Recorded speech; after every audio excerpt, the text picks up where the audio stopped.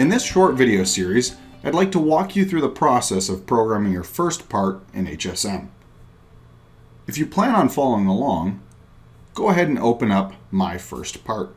We're going to start this process with a facing operation.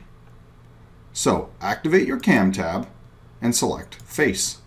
We're going to click Library and navigate to the Tutorial Inch Library.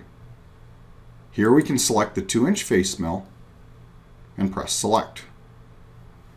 I'll simply click OK, and we have a facing operation across the top of our part.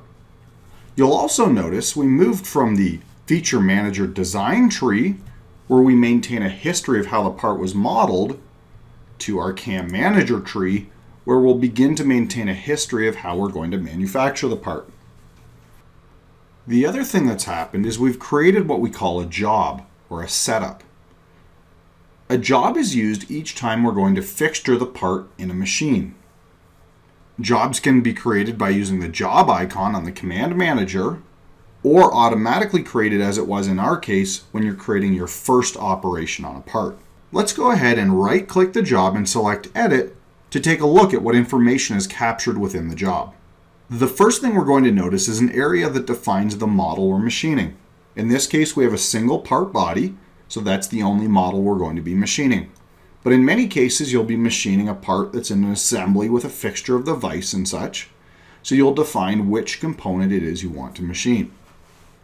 Next, you'll find an area that defines the stock. In our case, we used an automatic bounding box that simply added material around the volume of our part to produce a billet that we could machine this part from. But as you'll see from the tooltip, we can also define the stock using a cylindrical bounding box, a sketch, or even a solid body of a casting or forging or a billet that we're going to machine it from. Let's go ahead and increase the side offset around our part to 1/8 of an inch and increase the stock on the bottom to 1/4 of an inch to leave some material to hang on to with a vise. So the job contains the model information. It contains the information of the stock we're machining the part from. It also defines where our work coordinate system is, or where 0 is going to be at the machine. Here we can see by default, we've got the origin at the top center of our model. I'm going to go ahead and switch that to top corner 3. So now our work offset on our machine will be at the top back corner. At the bottom of the job setup, you're going to see information to define a machine if we'd like to run full machine simulation, as well as capturing some information about how we want to post the code out. We're going to address this later on in the video series when we get ready to post the code out for our machine. So let's go ahead and say OK. And we'll see this little red X next to the toolpath.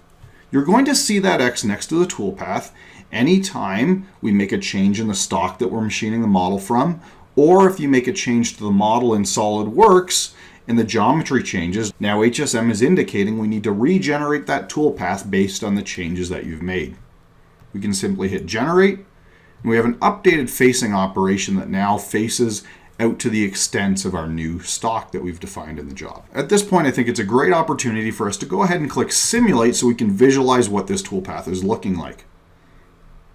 I'm simply going to move down to the Show Stock area to show my stock. I personally like to set the stock as transparent, and in the section under the Show Toolpath, I like to change from toolpath before position to tail at position. That way it keeps things clean while I'm visualizing how this operation is looking. We're going to go ahead and press play and maybe speed the simulation up a little bit to see this facing operation machine across the top of our part. We can click OK to get out of the simulation. So with that, you should have a good feel for the layout of the product, how we move from the Feature Manager, where we're containing the history of how we've modeled the part, to the CAM Manager, where we contain the history of how we're going to manufacture the part. We also know what a job is. And finally, we're seeing operations inside of the job that are the different operations we're going to use to machine this part. With that basic foundation of the software, let's move on to the next video where we begin creating the remaining operations to machine this part. Our final video in this series will look at post-processing the code for your specific machine.